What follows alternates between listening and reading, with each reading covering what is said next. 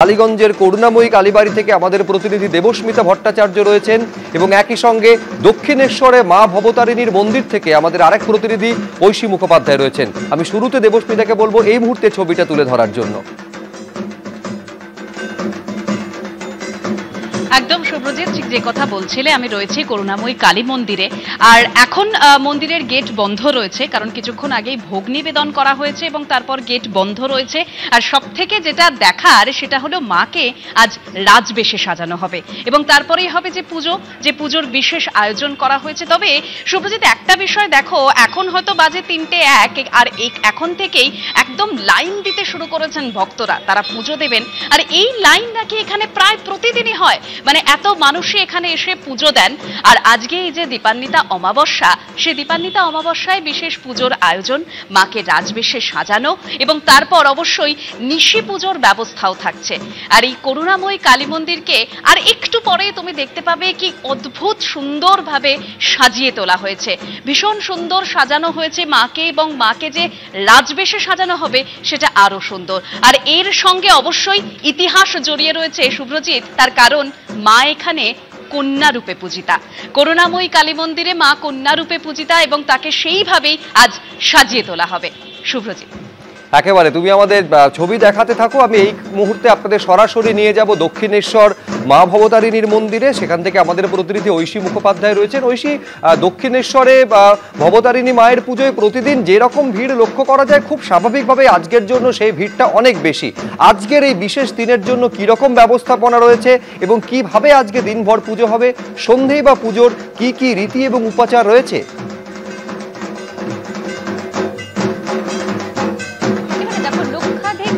সমাগম এই মুহূর্তে দেখা যাচ্ছে যে ভোগারতির পরে যেভাবে দরজা বন্ধ করে মায়ের ভোগ নিবেদন হলো, সেই পর্ব শেষ হয়েছে এবং মন্দিরের দরজা খুলে দেওয়া হয়েছে। যারা এসেছেন দূর দূরান্ত থেকে পুণ্যার্থীরা, দর্শনার্থীরা, তারা আবার মাকে দর্শন করতে পারবেন। এবং গর্ভগৃহের দিকে যদি আমরা তাকাই তাহলেই দেখতে পাবো যে যারা বিপুল সংখ্যক যে দর্শনার্থী এসেছেন তারা কিন্তু ইতিমধ্যে মন্দিরের ভিতরে প্রবেশ করেছেন। তারা তাদের যে পুজো তা সম্পন্ন করবেন। মায়ের আজকে লাল বেনারসিতে স্বর্ণালঙ্কারে রাজবেশ, সেই রাজবেশ দেখার জন্যই দূর দূরান্ত থেকে দর্শনার্থীদের আজকে এখানে আসা। দীপান্বিতা অমাবস্যায় মায়ের বিশেষ পুজো হয়, ভোগে থাকে বিভিন্ন পদ, পোলাও থেকে শুরু করে মায়ের ভোগে থাকে অন্ন এবং তারই সঙ্গে পরমান্ন। এবং তোমায় জানিয়ে রাখি 5 রকমের মাছ দিয়ে মাকে আজকে ভোগ নিবেদন করা হয়েছে। এবং তারই পরে তুমি দেখতে পাচ্ছ ভোগারতির পরেই মন্দির খুলে দেওয়া হয়েছে। বিকেলে বৈকালী, তারপরে সন্ধ্যারতি এবং রাত্রে শুরু হবে নিশি পুজোর কাজ। তুমি জানো যে আজকে বিশেষভাবে যে পুজো করা হয় দীপান্বিতা অমাবস্যায়, সেই নিশি পুজো কিন্তু এই মন্দিরে 10:30টার পরে শুরু হবে। তুমি দেখতে পাচ্ছ দর্শনার্থীদের যে ভিড় তা কিন্তু চোখে পড়ার মতো। প্রত্যেকবারের মতোই এবারেও কিন্তু দেখা যাচ্ছে বিশাল লাইন। সেই লাইন কোথায় শেষ তার কোনো দেখা যাচ্ছে না। আমি কৌশিককে দেখাতে বলবো ছবিটা। সম্পূর্ণ মন্দির প্রাঙ্গণ জুড়ে এই মুহূর্তে দর্শনার্থীদের ঢল। এবং যেরকমটা আমরা কিছুক্ষণ আগেও ছবি দেখাচ্ছিলাম যে দর্শনার্থীরা এসেছিলেন, তারপরে ভোগের জন্য দরজা বন্ধ ছিল, এরপরে ভোগ নিবেদনের পরে যখন দরজা খোলা হয়েছে আবার মন্দির চত্বর জুড়ে দেখা যাচ্ছে সেই একই ছবি।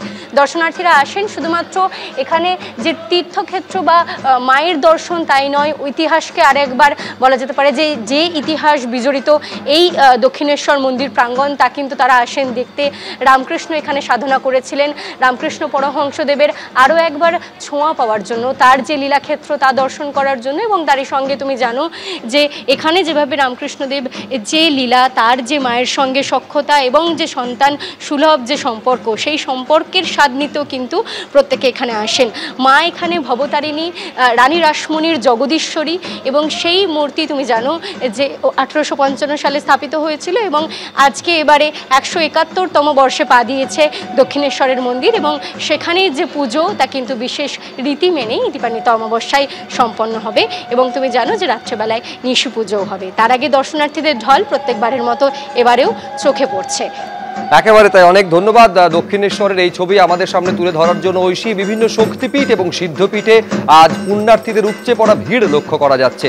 এই মুহূর্তে দেখতে পাচ্ছেন নৈহাটির বড়মার মন্দিরের সামনের ছবি।